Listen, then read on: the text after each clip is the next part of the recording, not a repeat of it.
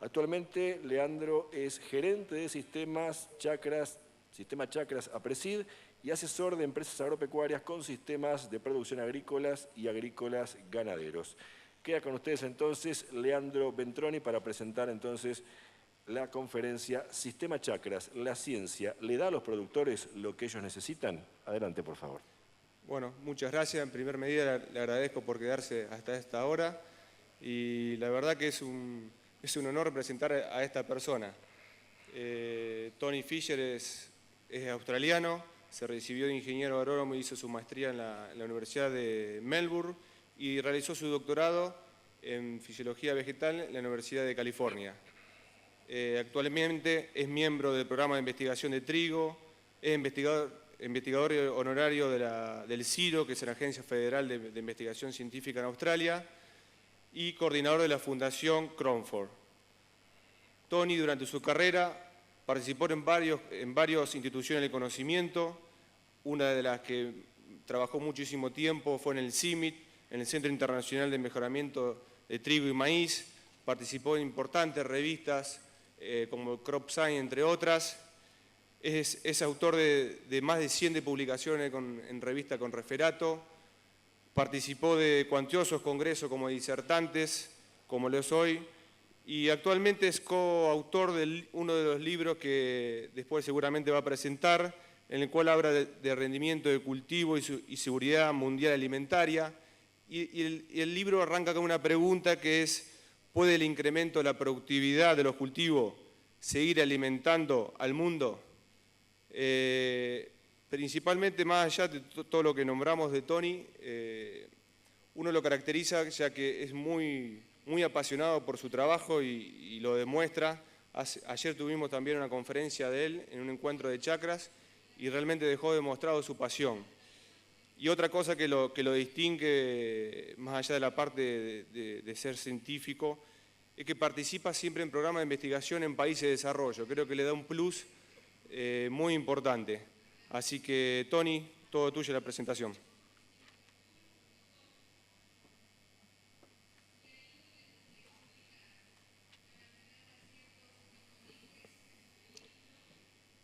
Muchas gracias, Leandro. Buenas tardes a todos.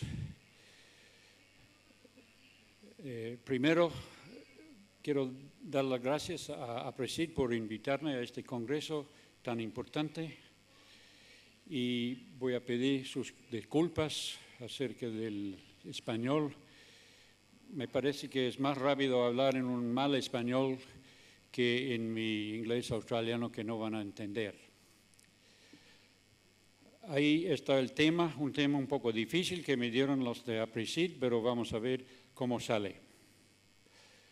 Un reseño de lo que quiero presentar, introducción, viendo hacia atrás un poco, después viendo los posibles motivos por descontento entre los productores de hoy, descontento con la ciencia, algo acerca de cómo entender el progreso en rendimiento y brechas de rendimiento, que es el tema para el resto de la presentación, las causas de las brechas y cómo será la brecha usando la ciencia y cómo conducir y financiar ese tipo de estudios sobre brechas de rendimiento, finalmente unas conclusiones. El progreso de rendimiento ha sido generalizado en nuestros países. Australia, vemos nuestros cultivos principales, que son cebada, trigo, y eso dice CSIRO, eso quiere decir canola. No sé qué pasó, cómo pasó eso. Argentina, como hemos visto varias veces hoy y ayer, el aumento en rendimientos de sus cultivos principales, pero también en países ricos hemos visto aumentos tremendos en los últimos 50 años, Francia, Estados Unidos, y además en ciertos países en vías de desarrollo, China, por ejemplo. Mira el aumento en el rendimiento de esos 3 cultivos importantes. ¿Me quieren matar? ¿Qué pasa? Finalmente, el Valle del Yaqui, donde yo he trabajado durante muchos años. El aumento en trigo bajo riego. ¿Qué quieren decir esos aumentos en el rendimiento?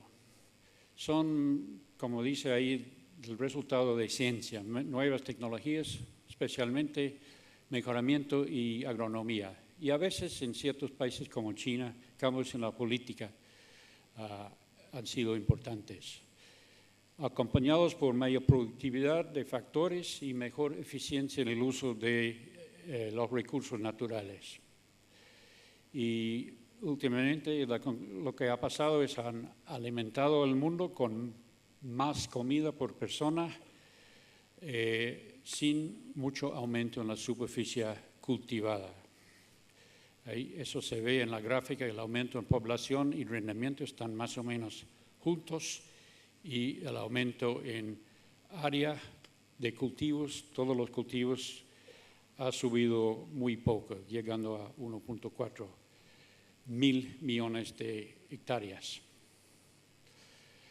Y el gran efecto de eso ha sido la disminución de los precios reales de todos los granos, al menos hasta hace poco. En el año 2000 más o menos llegaron los precios más bajos en la historia. Y estamos ahora más o menos entre eso y los precios de 2010. Y por lo tanto, los consumidores han sido beneficiados por la ciencia relacionada con la agricultura, sin duda. Pero, ¿por qué los productores no están contentos en eso? Porque los exportadores, para los exportadores, las ganancias no han aumentado. Medidas como porcentaje de ganancias o ingreso del operador en relación al resto de la economía. Con mercados abiertos, la participación global en tecnologías es muy difícil que se puede generar grandes ganancias en la agricultura. Y con mercado de tierras abiertas en la mayoría de los países exportadores, el precio de la tierra se ajusta para que la ganancia como porcentaje no cambia demasiado. ¿Qué pasa aquí? Lo que concluyo de todo eso, en el mejor de los casos, la ciencia está ayudando a los agricultores para que compiten mejor con otros agricultores. Es la consecuencia de la ciencia. Y a la vez la producción agropecuaria ha sido solamente viable con una consolidación masiva del tamaño de establecimientos y la escala de producción. Aquí vemos las cifras de Australia para el tamaño promedio de campo. Estoy buscando, es la flecha, ahí. El primer gráfico muestra que hemos subido de 1.000 hectáreas hasta casi 2.000 hectáreas y uso de mano de obra está bajando, es decir, por 1.000 hectáreas de 2 a 1 en Australia, y lo mismo ha pasado en Estados Unidos con el tamaño de la finca. Ha subido bastante, duplicado, y sigue subiendo.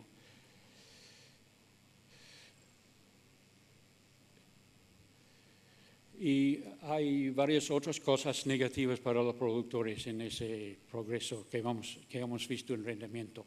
Diminución en las comunidades rurales, diminución en el poder rural, quiere decir menos fondos públicos para la agricultura, aumento de negatividad urbano respecto a la producción agropecuaria, y escuchamos mucho de eso hoy. Y finalmente, imposibilidad de los lotes y campos de alcanzar las expectativas de rendimiento. De ahora en adelante, quiero concentrar y enfocar en este último punto. Es posible que la ciencia no esté satisfaciendo los deseos de los productores con respecto, debido a la brecha que existe entre las expectativas de rendimiento y los rendimientos reales. vamos a investigar ese punto. Pero primero hay que entender rendimiento. Estoy teniendo problemas con las diapositivas porque no funciona el fly-in. Estamos viendo toda la diapositiva al mismo tiempo. Bueno, seguimos. Lo que tengo aquí es unas definiciones que son muy importantes para entender. Sí, pero lo tenía llegando a la pantalla en pedazos, pero no importa. Se saltó todo eso. Rendimiento potencial. Ese rendimiento está definido ahí. Mejor variedad sin estrés abiótico y biótico bajo condiciones representativas de la región de interés. También se habla de un rendimiento potencial limitado por agua, que es un concepto útil. Y, por supuesto, depende de la cantidad de agua, como vamos a ver en un momento. Esos potenciales se miden en ensayos bien manejados, ensayos, por ejemplo, de mejoradores, o también con modelos de simulación siempre calibrados al nivel local. El rendimiento del productor, que en mis gráficas lo llamo farm yield, creo, es lo que estamos discutiendo antes. Puede ser en un lote, región o país. Y la brecha de rendimiento es el rendimiento potencial menos el rendimiento en campo. Eso es fácil. El progreso en rendimiento al nivel de campo puede ser de aumento en rendimiento potencial o cierre de brecha de rendimiento. Y el progreso está medido siempre en tasas lineales. Tomando los últimos 20 años, es casi siempre lineal, a veces con pendientes muy bajos, pero siempre lineal, y se expresa relativo a los rendimientos de hoy. Vamos a ver un ejemplo, el caso de trigo en el Reino Unido. No aparece el título, pero bueno, seguimos.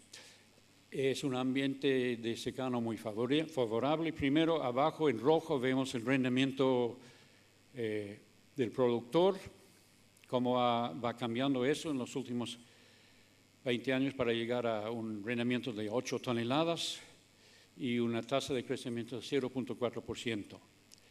Es el rendimiento como lo entendemos, graficado contra año. Lo más complicado es el RP, rendimiento potencial. Eso viene de los ensayos de los mejoradores, manejado por el Homegrown Cereal Authority, HGCA, en todo el Reino Unido, durante los años 2006 a 2010. Pero, y hay que tomar en cuenta esto, se grafica contra el año de lanzamiento de la variedad que está en el ensayo. Entonces, ahí se ve que hay una variedad lanzada en 92, el principio de la línea. Se midió ese rendimiento en un ensayo en 2010, pero se grafica contra el año de lanzamiento. Y es una manera que he usado para analizar rendimientos en muchos países con muchos cultivos. Y vamos a ver varios de gráficas como eso. Lo que nos interesa hoy es la brecha. La brecha en este momento en Inglaterra es 2.7 toneladas. Y es 34% del rendimiento al nivel del productor.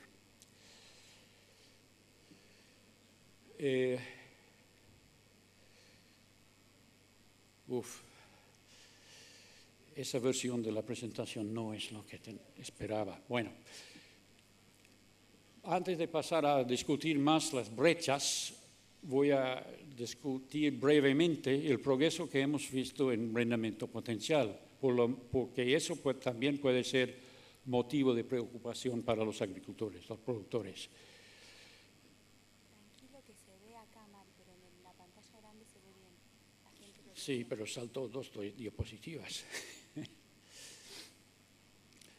Eso viene de mejoramiento y nueva agronomía y sus interacciones positivas, pero últimamente mejoramiento ha sido lo más importante para el aumento en rendimiento potencial. Tasas actuales, en el caso de trigo, mundialmente en promedio de 0.6% al año, con variación lo que se ve ahí, pude encontrar 12 casos, 12 países donde se puede medir bien eso. Arroz, otra cifra, maíz, mayor de esos dos cereales, el mayor de todos los cereales, 1.1%, soja 0.7%, canola 1.4%. Debo decir que las tasas de trigo y arroz no son suficientes para alimentar con aumento de rendimiento potencial, solamente con ese aumento para alimentar al mundo en los próximos 20 a 40 años, pero eso es otra conferencia que podemos tener mañana, si quieren, informalmente.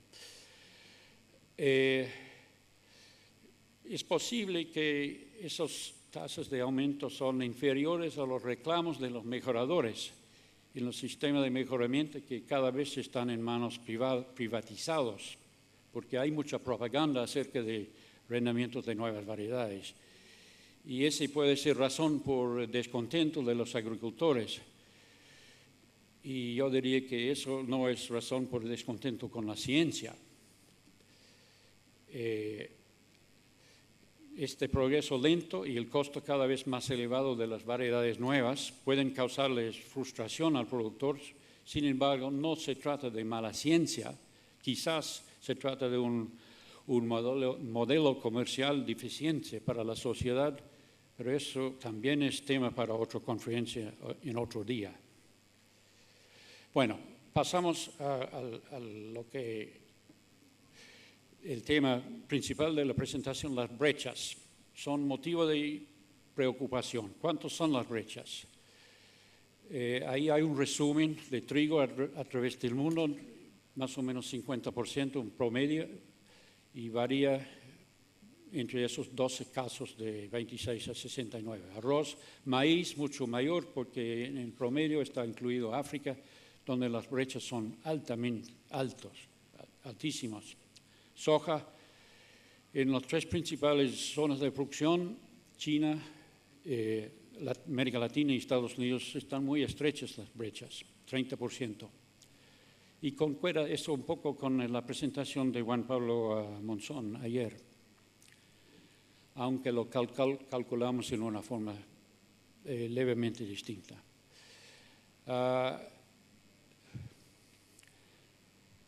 Normalmente se espera una brecha mínima de rendimiento alrededor del 30% del rendimiento al nivel de productor debido a cuestiones económicas y aversión de riesgo.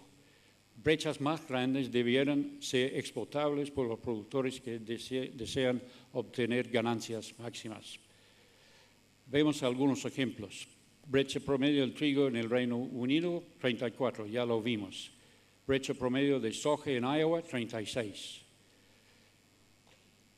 Hay un horror. Es brecha media de maíz en Iowa, 36. Soja en Estados Unidos, 31. Trigo en el oeste de Australia, 44. Trigo en el Valle del Yaqui, 41%. Aquí tenemos el ejemplo de Western Australia, que es un ambiente de secano bastante seco. Las mismas gráficas, rendimiento del productor abajo y rendimiento potencial bajo limitación de agua en ese caso. La precipitación promedio es más o menos 350 milímetros. Vemos buen progreso en rendimiento al nivel de campo, especialmente debido al cierre de la brecha en los últimos 20 años. De 70% la brecha, 90 a 45% últimamente, debido a que siembra directa, barbecho químico, siembra temprana, que va con la siembra directa, uso táctico de fertilizante de nitrógeno y mayor diversidad en la rotación. La brecha remnante, especialmente debido a la insuficiente de nitrógeno en años buenos, está relacionado con aversión al riesgo. El agricultor pierde rendimiento en los años buenos porque no quiere tomar el riesgo de poner suficiente nitrógeno, por si acaso no sale como año bueno. Pasando ahora al Valle de Yaqui, donde he trabajado durante bastantes años. Trigo bajo riego, en baja latitud, Vemos el rendimiento al nivel de productor llegando a 6,5 toneladas y rendimiento potencial llegando casi a 9 toneladas. Una brecha que está, no se ve, pero la brecha está como 45%. También cierre de brecha en rendimiento ha ocurrido y sabemos bastante acerca de la brecha actual. Está un poco difícil verlo, pero se debe a, en ciertos años siempre tardía, riego tardío y malezas en el verano. Lo que tengo en el cuadro en la esquina, el resultado de monitoreo satélite del rendimiento a nivel del productor en todos los campos del valle. Porque quiero empezar a mostrar no solamente promedios de brechas, sino la variación entre campos. Y se ve que un potencial en esos 3 años, más o menos alrededor de 1990-94, rendimiento potencial en esos años 9 toneladas, promedio 5.7 y percentil 90, 7 toneladas, rendimiento median en inglés, punto medio, 6 toneladas y rendimiento en el percentil 10, solamente 4 toneladas. Sorry, this is the wrong version. Mi culpa, perdón. Vamos a ver un poco más acerca de la distribución de los rendimientos entre los campos en el Valle del Yaqui. Aquí tenemos, hemos visto que hay una brecha promedio en la zona, pero esto nos va a mostrar que hay muchos rendimientos muy debajo del promedio y son brechas entonces mucho más grandes. Tenemos la distribución para 2 años. Esos son resultados de rendimiento de satélite del Valle del Yaqui, años donde el potencial andaba en 9 y se ha notado la línea roja vertical es el percentil 25, después el punto medio y después el percentil 75. Pero el propósito de esto es mostrar que en cada año, en cada tipo de suelo, hay muchos rendimientos de campo muy debajo del promedio. Y eso es realmente lo que tienen los buenos agricultores preocupados si son ellos con esos bajos rendimientos. Entonces, una cosa es el brecha promedio de una región y otra cosa es los que están muy debajo del promedio.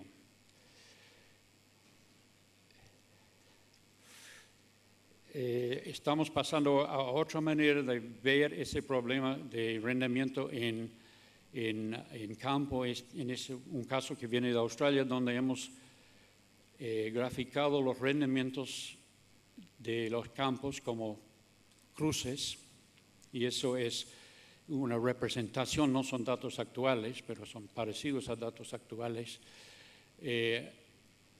contra el rendimiento potencial, que es la línea negra recta, que viene del modelo sencillo de French y Schultz, que trabaja con un pendiente de 20 kilogramos por hectárea por milímetro, saliendo de 100 milímetros, que es el uso que se calcula el agua que se pierde en evaporación. Y estos datos vienen de los años más o menos, la década de 80, y se ve que en esos distritos en el estado de South Australia, un estado también con trigo bajo secano, que hay muchos campos que están muy debajo del potencial, con una brecha bastante grande en su rendimiento y aún tomando en cuenta la cantidad de agua que tenía cada campo. Otra manera de ver el tamaño del problema de brechas en rendimiento en una zona.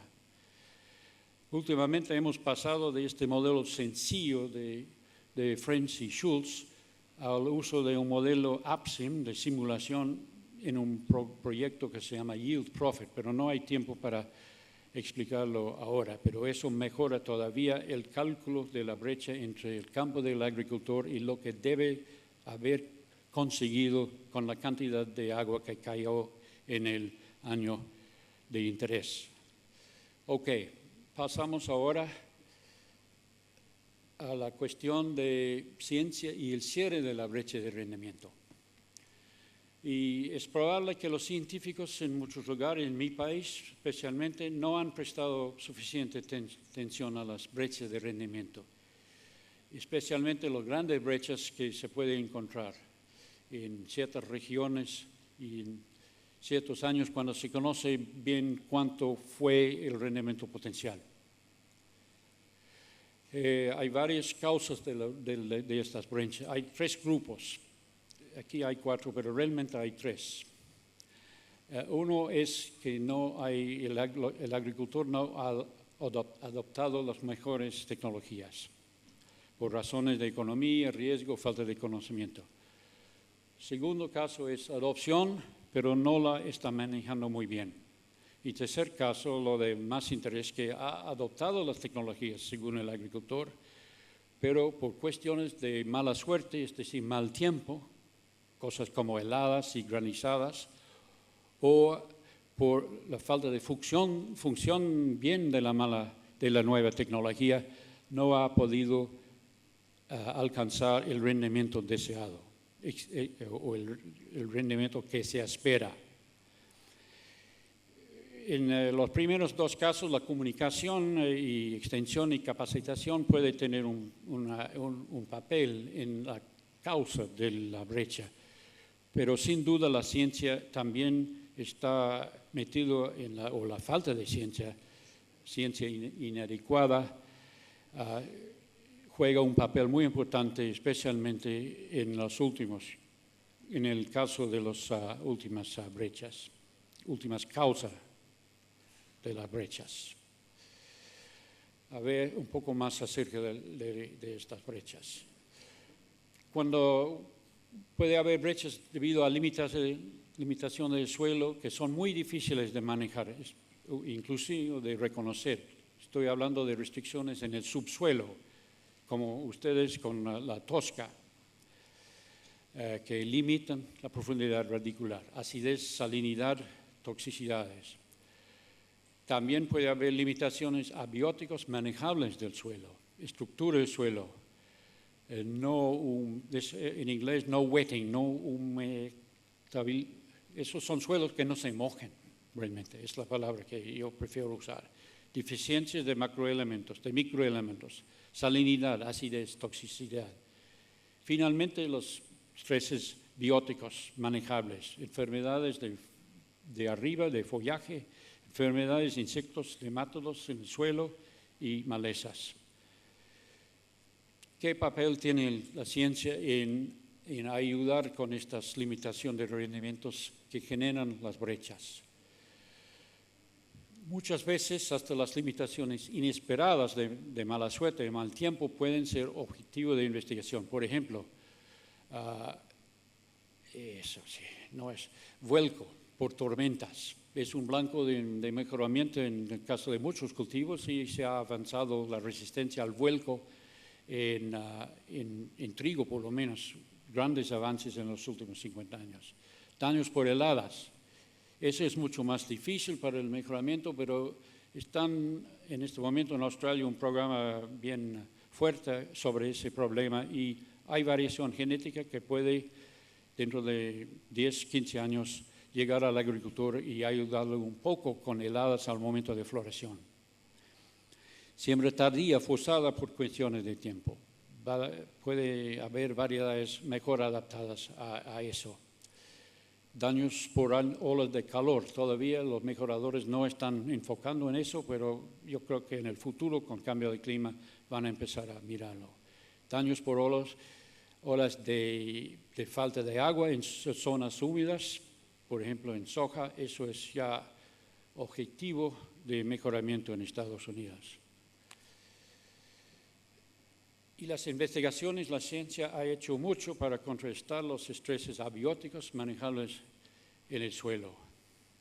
Por ejemplo, agricultura de conservación para mejorar la estructura, subsuelo profundo para capas difíciles, tráfico controlado contra la compactación, agregado de arcilla para suelos que no se mojen bien, pruebas de suelo para todo tipo de deficiencia y mejoramiento genética para resistencia a ciertas toxicidades. Y pasando a eso quiere decir que falta una línea. Los estreses bióticos representan los mayores desafíos en la investigación. A veces no causan brechas de rendimiento porque el agricultor ha invertido muchísimo en control de las plagas o de las enfermedades, pero de todas maneras son medidas de control costosos. La batalla contra enfermedades foliares y plagas depende de mejoramiento genético y hemos visto gran progreso en eso, y yo predigo que la ingeniería genética nos va a ayudar en eso, en cuestiones de enfermedades, como está ahora ayudando en control de plagas y virus.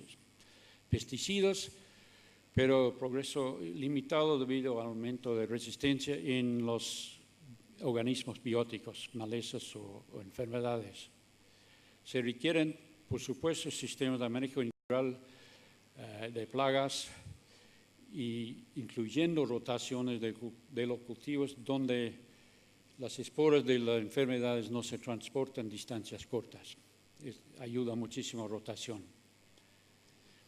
Organismos dentro del suelo, escasamente estudiados, pero también hay posibilidades de mejoramiento, aunque sea mucho más difícil.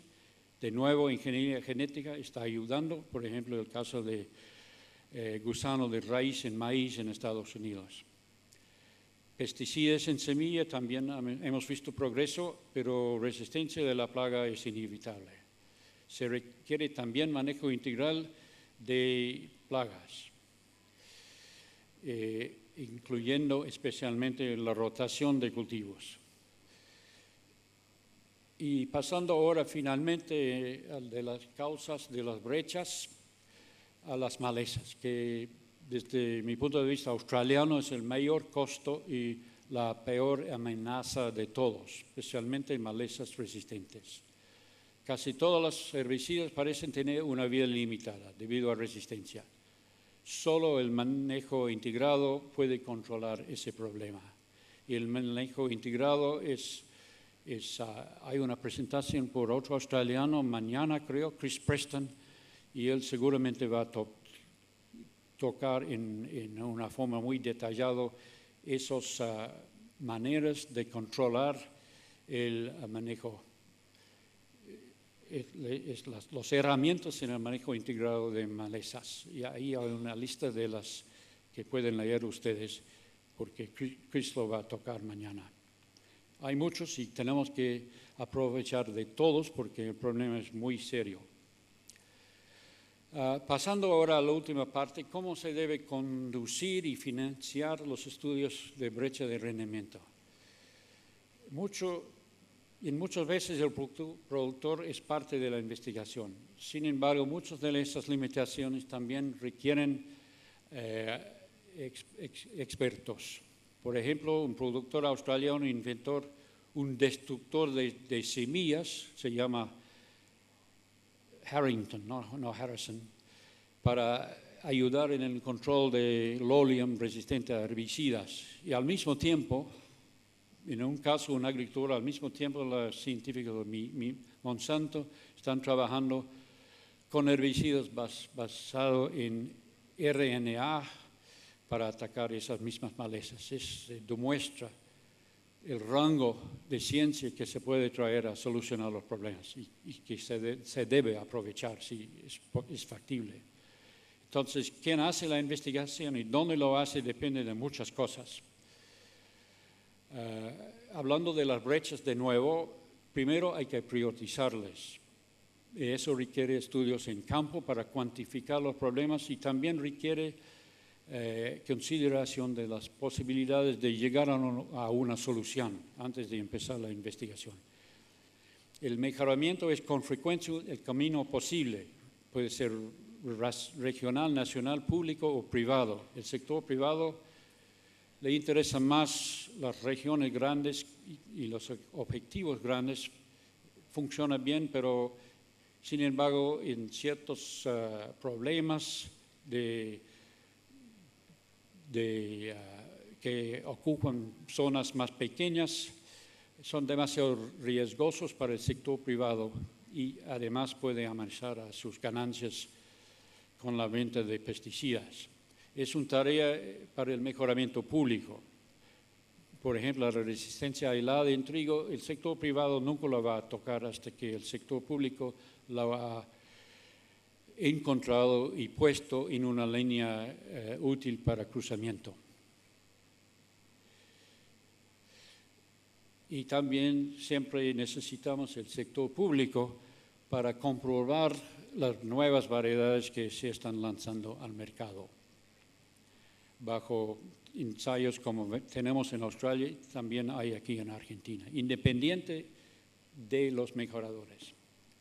La investigación de biocidas ahora se encuentra totalmente en manos del sector privado, está bien, el sector público no tiene esos fondos, pero requiere el escrutinio público, sin duda. La investigación agronómica no puede dejarse únicamente con los proveedores de insumos, requiere investigación en campo independiente por parte del sector público y junto con los productores. Y requiere mucha expertise tomando en cuenta la complejidad de los problemas y el potencial de las nuevas técnicas en solucionar esos problemas. Por ejemplo, tomando las posibilidades que trae el uso de imágenes aéreas o modelos de simulación. Y normalmente ese tipo de investigación beneficia mucho de integración regional y nacional. ¿Qué quiere decir todo esto? Con respecto al sistema chakras. No lo voy a tocar, pero lo que voy a terminar con mi presentación es mencionar lo que tenemos en Australia, que son farmer groups, o mejor dicho en inglés, grower groups, grupos de productores, que es algo muy parecido al sistema de chakras y existe precisamente para atacar las brechas en rendimiento que hay en campos de agricultores. Esos grupos empezaron hace 20 años. Tienen base regional, local, cada uno tiene de 30 a 400 productores por grupo, están respaldados por miembros de afuera, el GRDC, el Grains Research Development Corporation, y también proveedores de insumos, y también pueden realizar ensayos por contrato. Llevan a cabo su propia agenda de investigación con foco en problemas locales. Contratan a agrónomos, uno o varios a veces, y además muchos participan en investigación, en redes de investigación nacionales coordinadas sobre problemas. Por ejemplo, recién estamos terminando un proyecto nacional sobre cómo aumentar la eficiencia de uso de agua. Ahora recién empezó un programa nacional viendo las posibilidades de barbecho, cultivación estratégico dentro de sistemas de cero labranza. Realizan días de campo y visitas a campo. Publican sus resultados y muchos tienen buenos sitios de web.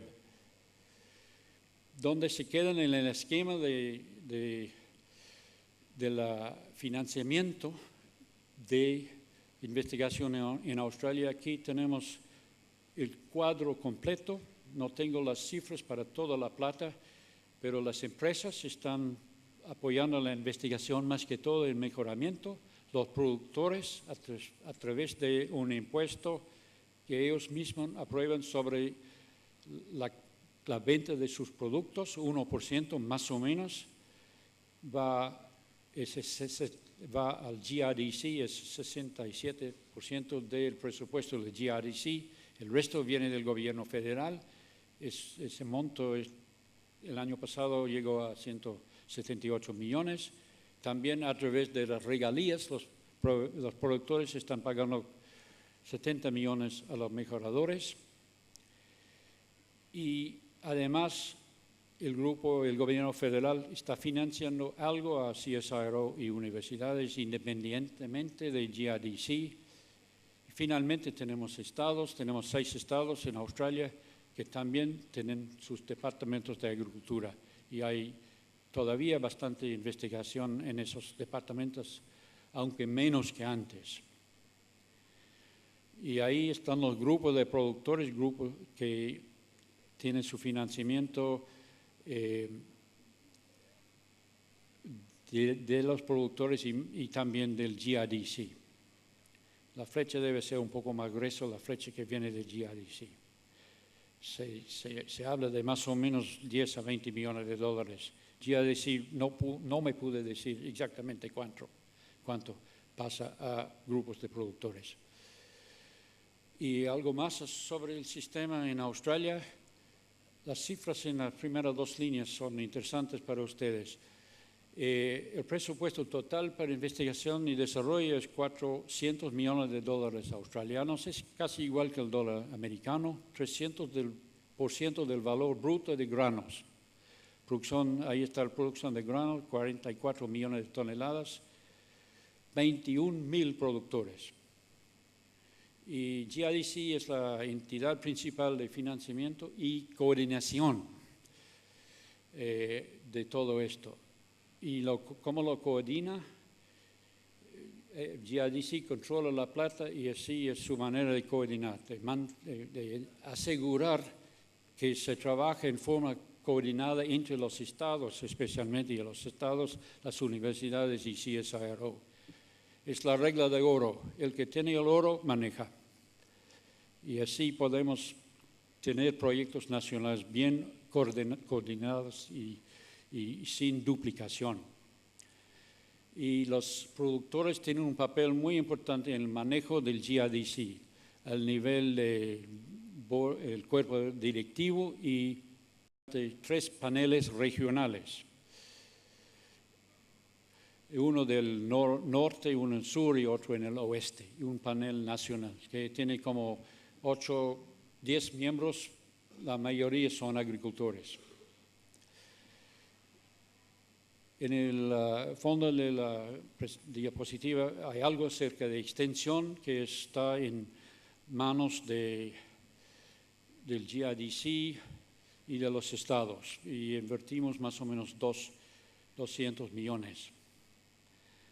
Y lo que quería decir, y no salió en la diapositiva anterior, que los grupos de productores, probablemente la cosa más importante que hacen ellos es extensión.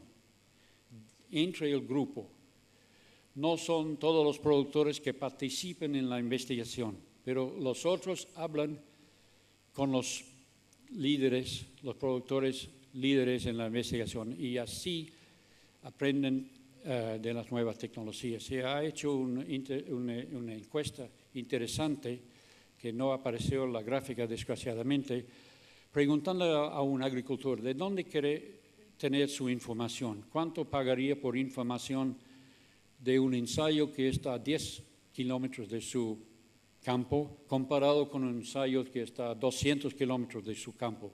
Pagaría 3 veces por la información que viene de su propia región. Y eso es lo que hacen los grupos de productores. Traen ensayos a sus regiones y entre ellos hay mucha extensión informal importante. Bueno, he llegado a mis conclusiones. Son así.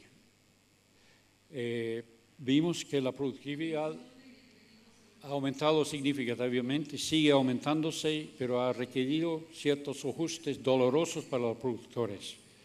Pero no se puede realmente quejar de la ciencia en eso.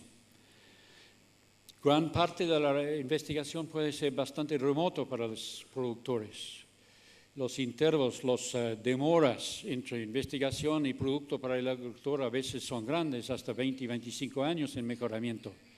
Pero eventualmente llegan los resultados a los productores y sigue aumentándose el rendimiento potencial mundialmente, sin duda. La eficiencia demanda investigaciones nacionales coordinadas sobre muchos problemas y con la contribución especial importante de los productores en poner prioridades.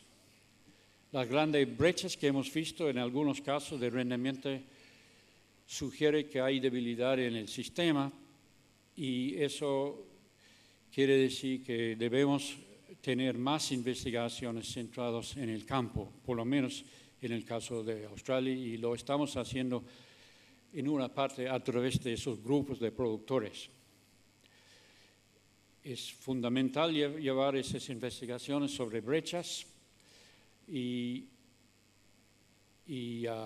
pero no se debe hacerlo independientemente de lo que pasa en el resto del país y ni tomar ventaja de los especialistas que hay en los problemas que se encuentran en los campos.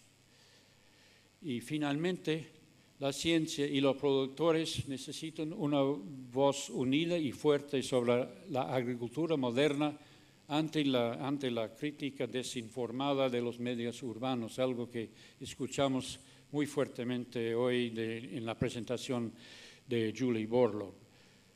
Bueno, hemos llegado al final, pero como ven, eso no era lo que había preparado. Parece que bajamos una versión de hace una semana.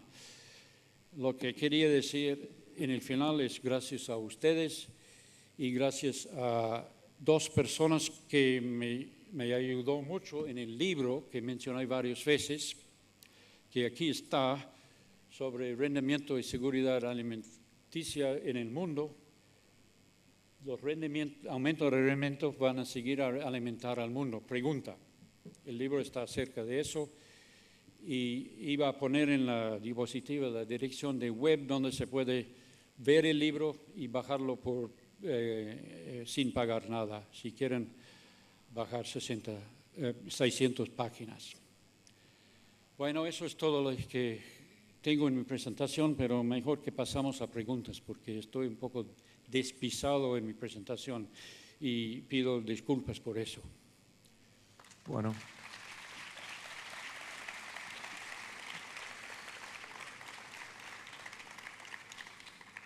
Bueno, no sé si hay alguna pregunta. Me dijeron que no, ¿no? No pasaron ninguna pregunta. ¿Cuánto tiempo hay? 10 minutos. Tony, yo te quería hacer dos preguntas. Una acá, Tony. ¿Alguno tiene una pregunta que no escribió y quiere el micrófono? ¿Nadie? Dos preguntas, Tony. Una referida a brecha productiva. Te quería preguntar, esa brecha de entre el 30 de soja, 40 o más de gramínea, ¿bajo qué modelo productivo está armado ese número? ¿Bajo qué sistema de producción? ¿Estás hablando de la brecha en soja en Estados Unidos o...? Por ejemplo, la brecha en general, está pensado, por ejemplo, el trigo en Australia. ¿Bajo qué sistema de producción está pensado para el actual? Bueno, la producción varía de país a región a región. En el caso de Australia es un sistema dominado por trigo, pero como dije en la presentación, hay cada año más cultivos alternativos como colza, como abeja, como lupinos, y entonces es un sistema evolucionando. Y bueno, cada caso es distinto. La pregunta viene por lo siguiente, por ejemplo, en la soja se habla del 30%, que coincide lo que ayer Juan Pablo Monzón mostró. En nuestro país, el 60-70% de la superficie sembrada es soja. La pregunta es, ¿ese 30% de brecha es similar si nuestro sistema de producción es mucho más eficiente en uso de recursos?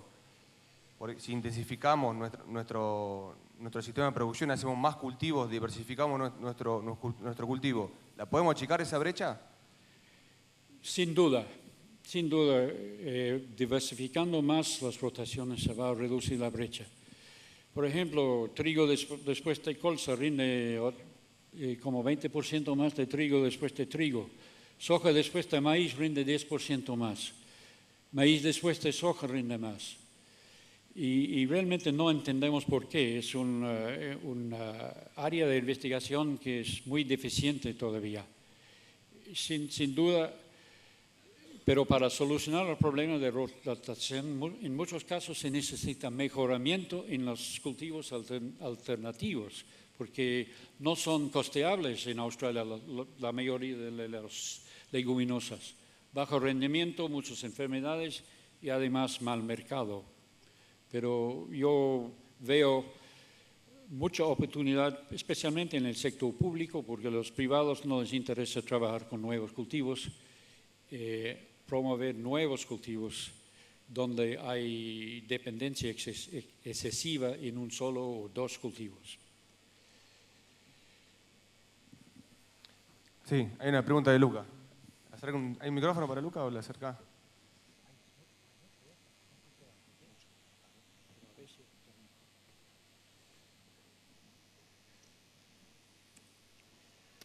Yo tengo una pregunta. Al productor en Australia, las nuevas tecnologías y el nuevo conocimiento, ¿de dónde llega fundamentalmente? ¿Le llega de universidades? ¿Le lleva de crop consultants, o sea, de consultores privados? ¿Le lleva de otros productores? ¿Qué proporción estima que viene de cada uno de esas fuentes de conocimiento? ¿No? Es una muy buena pregunta. No puedo dar una contestación precisa, pero es cierto que les llega demasiada información, sin duda. Llega de todas partes. La tele, la radio, las publicaciones del GRDC. Yo diría, resumiendo todo esto, para el agricultor promedio, fuente más importante es otro agricultor, un agricultor un poco mejor, o un poco más innovativo, primero. Segundo, los consultantes. Muchos son ahora privados, contratados por el agricultor. No los consultantes relacionados con la venta de insumos, sino consultantes privados. Eso sería número 2. Y 3, probablemente los talleres que lleva todo el tiempo el GRDC sobre temas específicos. Pero un gran problema para el agricultor de hoy es el exceso de información. Cómo separarlo, porque tiene muchas otras cosas para preocuparse. Por eso contratan agrónomos. También todavía hay algunos agrónomos del sector público, pero cada año hay menos y pertenecen a los gobiernos del Estado. Tony, acá hay una pregunta del público. ¿Usted cree que es conveniente invitar a las asociaciones de consumidores a participar de los sistemas chakra para desmitificar las creencias? No sé si entendió la pregunta, pero me imagino que si usted cree que es conveniente que las asociaciones de consumidores participen de los programas de investigación de desarrollo para un poco por el conocimiento o la sociedad piensa que el campo es un impacto negativo. Me imagino que debe venir por ahí la pregunta. Bueno, hay 2 aspectos. Es una pregunta también amplia. Cuando se trata de investigación que va a influir la calidad tradicional del producto. Okay. Sí. Hay que tomar en cuenta siempre el consumidor. Por ejemplo, cuestiones de calidad de trigo, calidad de las leguminosas, cómo cocinarlos y todo eso. No se puede, el mejorador no puede salir muy lejos de lo que quiere el consumidor. Pero cuando se trata de todo el resto de la investigación que hemos tocado, la agronomía y el uso de agricultura de conservación, me supongo que detrás de esa pregunta es la posibilidad de convencer al consumidor, al público urbano que es el consumidor, que el agricultor está manejando en una forma sustentable el terreno, el suelo, y que no es cierto lo que se lee todos los días y lo que se oye todos los días en la televisión, que se está destruyendo los recursos naturales. Yo creo que eso sería una manera de ineficiencia de intentar lograr mejor conocimiento al nivel público. Pero hay que preguntar entonces cómo podemos cubrir la brecha entre lo que está pasando en el campo y lo que el medio urbano dice. Los científicos y los productores y APRESID y grupos como APRESID probablemente deben ser mucho más activos en la prensa y en la tele y en la radio, especialmente cada vez que sale alguna noticia seria, negativa, y eso sale casi cada semana, saliendo inmediatamente después, dentro de 24 horas, con la historia verdadera acerca del fenómeno. Por ejemplo, cada tantos meses sale algo muy negativo con respecto al glifosato, que mata a las ratas o que pasa algo mal en el suelo.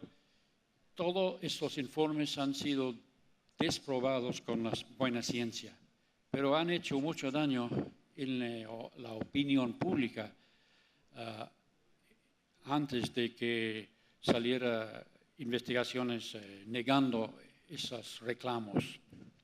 A veces podemos negarlos inmediatamente, los datos existen, pero a veces requiere más investigación. Entonces, un programa enfocado hacia el medio social y el medio urbano sería más eficiente, yo creo. Sí, Tony, y ya queda poco tiempo. No hay otra pregunta, pero quería cerrar un poco, a ver si coincidimos, Tony, pero yo creo que hay muchos productores acá en la sala y creo que el caso de estos Farming Group que financian esta investigación y este desarrollo en Australia y dirigen y manejan La Plata, creo que tienen que ser un ejemplo para nuestro país y creo que desde el programa de APRESID Sistema Chacra tenemos las mismas ideas y creo que cerrando un poco es la investigación de desarrollo para achicar esta brecha. No lo hace una sola persona, son distintos actores, parte estatal, privada y productores.